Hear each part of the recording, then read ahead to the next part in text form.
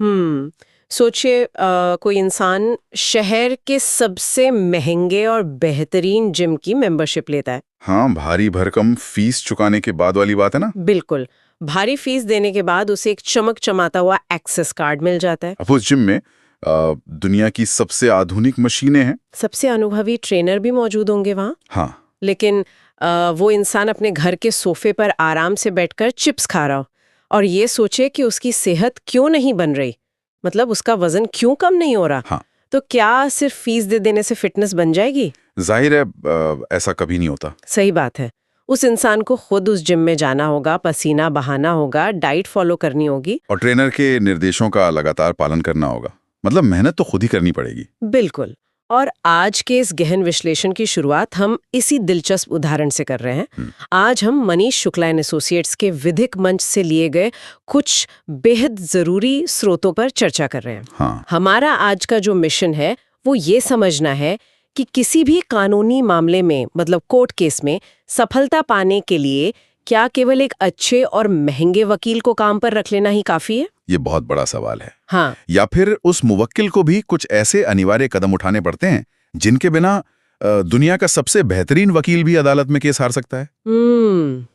मुझे लगता है कानूनी दुनिया की सबसे बड़ी गलतफहमी को समझने के लिए आपका ये जिम वाला उदाहरण बहुत ही सटीक बैठता है। अच्छा। हाँ। देखिए, अक्सर ये मान लिया जाता है कि किसी विशेषज्ञ को, खासकर किसी वकील को भारी भरकम फीस दे देने से मुवक्किल की सारी जिम्मेदारी खत्म हो जाती है। लोग ऐसा ही सोचते हैं। इंसान की ये एक बहुत ही सामान्य मनोवैज्ञानिक प्रवृत्ति है कि वो अपनी हर जटिल समस्या को पूरी तरह से आउटसोर्स कर देना चाहता है, मतलब ताकि उसे खुद कोई मानसिक तनाव ना झेलना पड़े। बिल्कुल।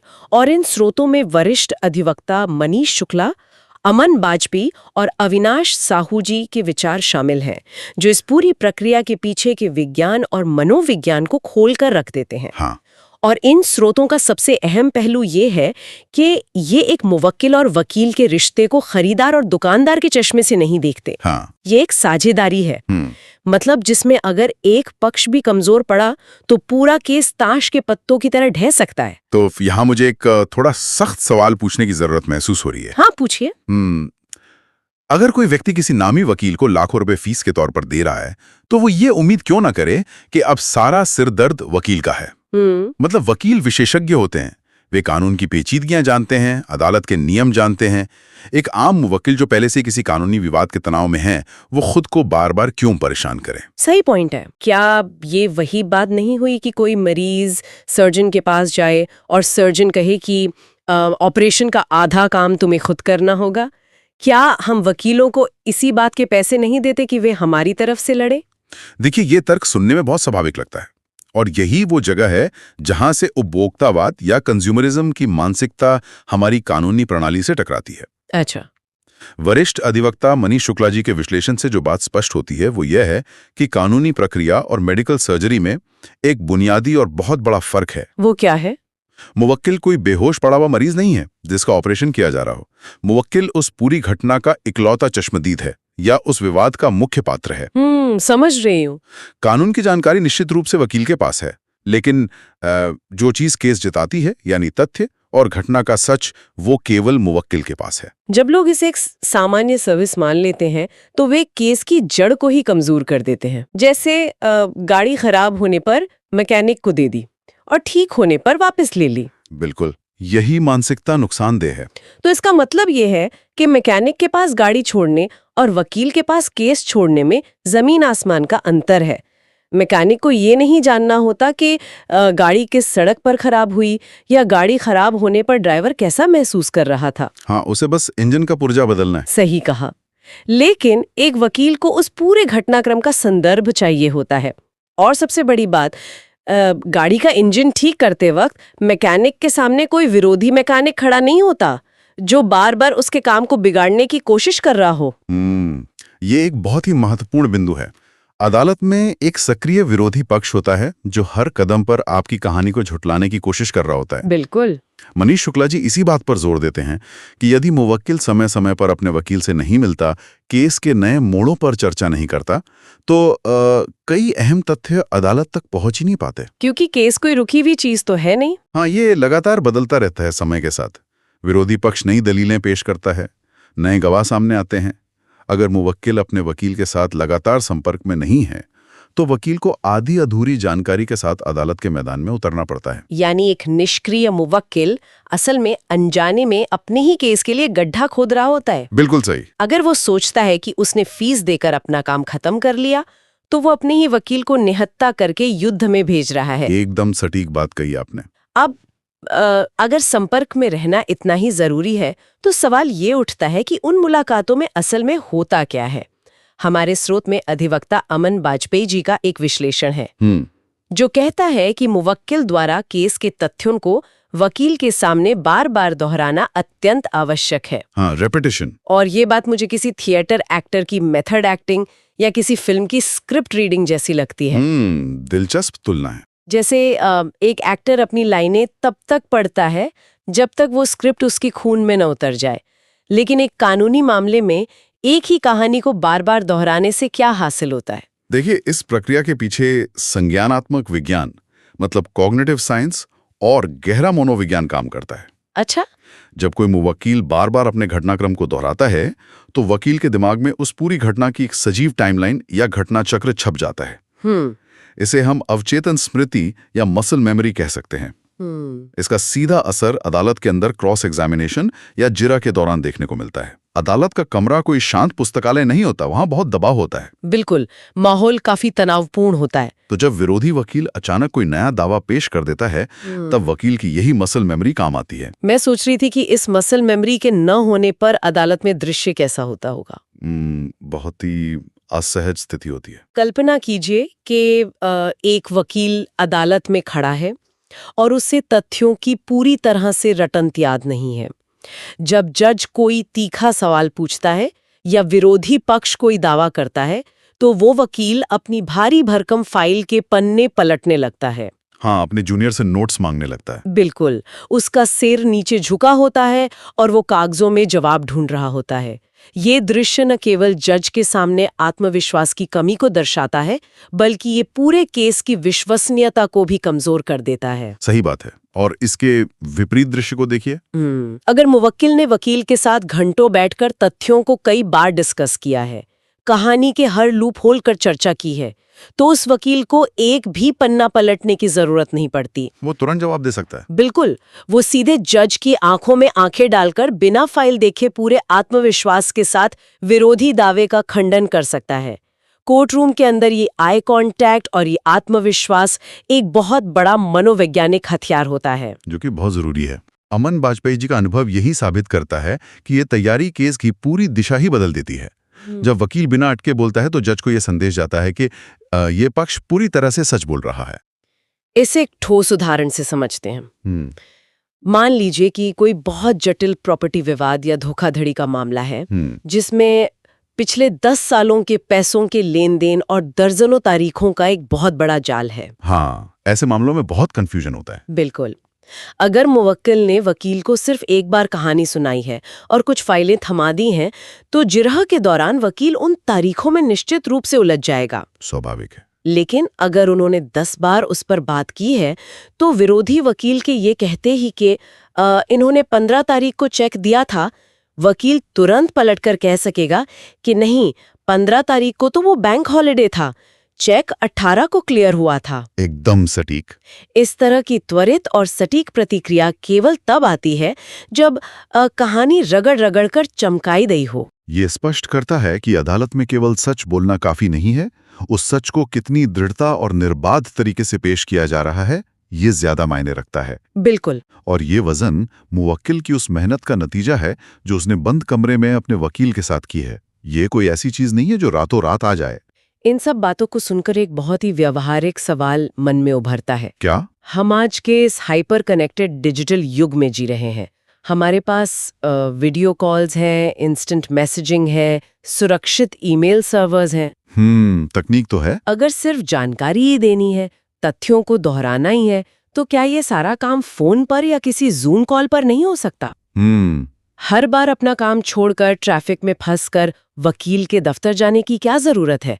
क्या हम तकनीक का इस्तेमाल करके इस प्रक्रिया को आसान नहीं बना सकते? देखिए, तकनीक ने संवाद को तेज जरूर किया है, लेकिन इंसान का संवाद कभी भी केवल शब्दों तक सीमित नहीं होता। मतलब? में अधिवक्ता अविनाश साहू जी इस पर बहुत ही गहरी और महत्वपूर्ण टिप्पणी करते हैं। उनका मानना है कि केवल फोन पर बात करना एक सफल केस के लिए पर्याप्त नहीं है। आमने सामने बैठकर चर्चा करना अनिवार्य है। अच्छा। जब बात फोन पर होती है तो वकील केवल मुवक्किल की आवाज सुन रहा होता है, लेकिन जब मुवक्किल सामने बैठता है तो वकील केवल शब्द नहीं बल्कि उसकी पूरी बॉडी लैंग्वेज, उसके माथे की शिकन, आंखों का मूवमेंट और उसकी घबराहट को पढ़ रहा होता है। लेकिन क्या कागजों में लिखे तथ्य इस बात से बदल जाते हैं कि चर्चा फोन पर हो रही है या आमने सामने? क्योंकि जो सच है वो तो वही रहेगा ना। कागजों में लिखे तथ्य नहीं बदलते, लेकिन समस्या ये है कि कागजों में बहुत सी बातें कभी दर्ज ही नहीं होती। ये तो है। फोन पर हमेशा एक मनोवैज्ञानिक जल्दबाजी होती है। इंसान सोचता है कि जल्दी से काम की बात बताऊं और फोन रखूं। लोग फोन पर सिर्फ टू द पॉइंट बात करते हैं। हाँ, कोई लंबी कहानी नहीं सुनाता। बिल्कुल। लेकिन एक वकील के दफ्तर का शांत और सुरक्षित माहौल एक अलग तरह की जगह है। जब आमने सामने एक अनौपचारिक और लंबी चर्चा होती है, जहां कोई जल्दबाजी नहीं है, तो बातों बातों में मुवक्किल अक्सर कुछ ऐसी बातें कह जाता है जिन्हें वो खुद बहुत मामूली या केस के लिए गैर जरूरी समझता है। इसे समझने के लिए एक उदाहरण लेते हैं। मान लीजिए किसी विवादित वसीयत का मामला चल रहा है। फोन पर मुवक्किल अपने वकील से बस इतना कहता है कि उस वसीयत पर मेरे हस्ताक्षर नहीं है, वो जाली है। ये एक सीधा सपाट बयान है। हाँ, फोन पर इतना ही बताया जाता है। लेकिन जब वही मुवक्किल वकील के सामने आराम से बैठा होता है तो वो बातों बातों में अपनी कोई पुरानी कहानी सुनाते हुए कह सकता है कि वैसे भी मैं उस महीने हस्ताक्षर कैसे कर सकता था, मेरा तो एक्सीडेंट हो गया था और मेरे दाहिने हाथ में प्लास्टर बंधा हुआ था। अरे वाह, ये परिदृश्य इस पूरी चर्चा का सार है ना? बिल्कुल। मुवक्किल के लिए ये प्लास्टर वाली बात शायद एक साधारण सी पुरानी घटना हो जिसे उसने फोन पर बताने लायक नहीं समझा। उसने सोचा होगा कि वकील को तो सिर्फ हस्ताक्षर के जाली होने से मतलब है। लेकिन एक तेज तरार वकील के लिए ये प्लास्टर वाली बात केस जीतने की सबसे बड़ी मास्टर की है। बिल्कुल, क्योंकि ये तो सीधा सबूत है। हाँ, अस्पताल का वो पुराना रिकॉर्ड और प्लास्टर का वो तथ्य उस वसीयत को एक ही झटके में फोरेंसिक लैब जाए बिना ही फर्जी साबित कर सकता है। सही बात है। अविनाश साहू जी इसी बात को रेखांकित करते हैं कि आमने सामने बैठने से वो माहौल बनता है जहां इस तरह की बारीकियां उभर कर बाहर आती हैं जो अक्सर व्हाट्सएप मैसेज या फोन कॉल में खो जाती हैं। और एक बात और है, फोन पर इंसान बहुत सी चीजें जानबूझकर छिपा भी ले जाता है। बिल्कुल। अगर कोई व्यक्ति फोन पर कह रहा है कि हाँ मुझे सब याद है, मेरे पास सारे सबूत हैं, तो वकील ये नहीं देख पाता कि उसके चेहरे पर कितना पसीना है या उसकी आंखें कितनी डरी हुई हैं। हाँ, ये बहुत महत्वपूर्ण है। एक अनुभवी वकील अपने मुवक्किल के अनकहे सच और उसके डर को भी पढ़ता है। अगर मुवक्किल किसी खास सवाल पर आंखें चुरा रहा है, उसके पैर लगातार हिल रहे हैं या वो बार-बार पानी पी रहा है, तो वकील समझ जाता है कि यहाँ कोई कमजोर कड़ी है। कुछ तो छुपाया जा रहा है। बिल्कुल, कोई ऐसी बात है जो मुवक्किल छिपा रहा है। विरोधी वकील अदालत में इसी कमजोर कड़ी को सूंघ लेगा और उसी पर वार करेगा। और फिर केस हाथ से निकल सकता है। हाँ, अगर वकील ने पहले ही आमने सामने बैठकर इस डर को भांप लिया है, तो वो अपने मुवक्किल को उस आक्रामक जिरह के लिए मानसिक रूप से तैयार कर सकता है। फोन या वीडियो कॉल पर इस तरह का सूक्ष्म मनोवैज्ञानिक आकलन लगभग असंभव है। तो इन तीनों विशेषज्ञों की बातों को अगर हम एक धागे में पिरोकर देखें तो एक बहुत ही स्पष्ट और तार्किक तस्वीर उभरती है। मनीष शुक्ला जी का मुवक्किल की सक्रिय भागीदारी पर जोर देना, अमर वाजपेयी जी का तथ्यों को बार बार दोहराकर मसल मेमोरी बनाने की अहमियत बताना और अविनाश साहू जी का आमने सामने बैठकर अनकहे तथ्यों और हाव भाव को पकड़ने का तरीका। हाँ, ये सब जुड़े हुए हैं। बिल्कुल, ये सब केवल एक ही दिशा की ओर इशारा कर रहे हैं। और वो दिशा है सिनर्जी या एक संपूर्ण तालमेल का निर्माण। सिनर्जी। अदालत में वकील सिर्फ एक कानूनी नुमाइंदा या कोई मशीन नहीं है जिसमें आपने सिक्के डाले और वो काम करने लगी। वकील आपका साझेदार है। न्याय प्रणाली की पूरी कार्य प्रणाली इसी बात पर टिकी है कि सही जानकारी का निर्बाध प्रवाह कैसे हो रहा है। इसे इस तरह भी देखा जा सकता है कि अदालत असल में एक युद्ध का मैदान है। बिल्कुल। इस मैदान में वकील एक अस्त्र या वेपन की तरह है। हाँ। लेकिन उस अस्त्र को सही दिशा में चलाने के लिए, सही समय पर वार करने के लिए जो खुफिया जानकारी या इंटेलिजेंस चाहिए, वो केवल मुवक्किल ही दे सकता है। एकदम सही एनालॉजी है। अगर खुफिया विभाग यानी मुवक्किल की तरफ से आने वाली जानकारी ही गलत, अधूरी या देर से आए, तो अस्त्र कितना भी आधुनिक और मारक क्यों न हो, निशाना हमेशा चूकेगा। ये कानूनी रणनीति का सबसे सटीक विश्लेषण है। देखिए, एक मजबूत केस कभी भी सिर्फ कानून की मोटी किताबों से या पिछले फैसलों की नजीरों से नहीं बनता। वो इस टीम वर्क की नींव पर खड़ा होता है। जब मुवक्किल बिना किसी फिल्टर के, बिना कोई बात छिपाए, घटना की पूरी सच्चाई अपने वकील के सामने रखता है और वकील उस जानकारी के आधार पर एक अभेद्य कानूनी किला तैयार करता है, तब जाकर कोर्टरूम में सफलता मिलती है। हाँ। स्रोतों से ये बात बार बार साबित होती है कि वकील की तैयारी का स्तर और अदालत में उसका प्रभाव सीधे तौर पर मुवक्किल की सक्रिय भागीदारी पर निर्भर करता है। तो आज के इस गहन विश्लेषण से एक बहुत ही स्पष्ट और व्यवहारिक निष्कर्ष सामने आता है। केस जीतने की कुंजी केवल भारी फीस चुकाकर किसी नामी वकील को हायर करने में नहीं है, बल्कि उसके बाद शुरू होने वाली सक्रिय भागीदारी में है। बिल्कुल, ये सिर्फ शुरुआत है। सटीक जानकारी देना, बार बार तथ्यों को स्पष्ट करना और आमने सामने की मुलाकात को प्राथमिकता देना, ये कोई अतिरिक्त या ऐच्छिक काम नहीं है। ये किसी भी सफल केस की बुनियादी शर्तें हैं। अगर उम्मीद ये है कि वकील अदालत में पूरे आत्मविश्वास के साथ विरोधी पक्ष की धज्जियां उड़ा दें, तो मुवक्किल को उसे वो आत्मविश्वास और वे सारे तथ्य मुहैया कराने ही होंगे। और यही वो लीगल सिनर्जी है जो किसी कमजोर दिखने वाले मामले को भी एक मजबूत स्थिति में लाकर खड़ा कर देती है और किसी भी आम मामले को ऐतिहासिक जीत में बदल सकती है। बिल्कुल सही कहा आपने। लेकिन इस विश्लेषण को खत्म करने से पहले एक ऐसे विरोधाभास पर विचार करना बेहद जरूरी है जो अक्सर कोर्ट रूम के बाहर शुरू होता है और अंदर जाकर भयंकर तबाही मचाता है। ये एक ऐसा पहलू है जो सीधे तौर पर मानव मनोविज्ञान की सबसे गहरी खामियों में से एक को उजागर करता है। आप तथ्यों को छुपाने या अपने ही पक्ष को गुमराह करने की बात कर रही है ना? बिल्कुल। इस परिदृश्य के बारे में सोचिए। कोई इंसान किसी कानूनी मुसीबत में फंसता है। वह शहर के सबसे बेहतरीन विशेषज्ञ को लाखों रुपए देता है ताकि वो उसे इस मुसीबत से निकाल सके। लेकिन फिर शायद डर के कारण या अपना केस ज्यादा मजबूत दिखाने के लालच में वह व्यक्ति उसी विशेषज्ञ से झूठ बोलता है। वो सोचता है कि कुछ तथ्यों को अपने हिसाब से बदल देने से केस सॉलिड हो जाएगा और वकील को क्या ही पता चलेगा। ये सबसे बड़ी गलती होती है। अब उस दिन की कल्पना कीजिए जब भरी अदालत में जिरह चल रही है। वो वकील उसी झूठ को सच मानकर पूरी ताकत से लड़ रहा है और तभी विरोधी पक्ष का वकील खड़ा होता है और दस्तावेजों या गवाहों के साथ उस मुवक्किल के झूठ को जज के सामने बेनकाब कर देता है। बहुत ही भयानक स्थिति होती है वो। हाँ, जिस इंसान को रक्षा के लिए ढाल बनाकर खड़ा किया गया था, उसे उसी के मुवक्किल ने अंदर से खोखला कर दिया था। अपने ही वकील से झूठ बोलने का ये मनोवैज्ञानिक आत्मघात या सेल्फ सैबोटाज आखिर कहाँ से आता है?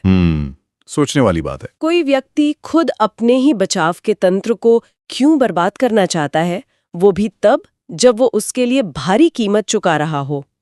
इस विरोधाभास पर विचार करना बनता है, जरूर सोचिएगा।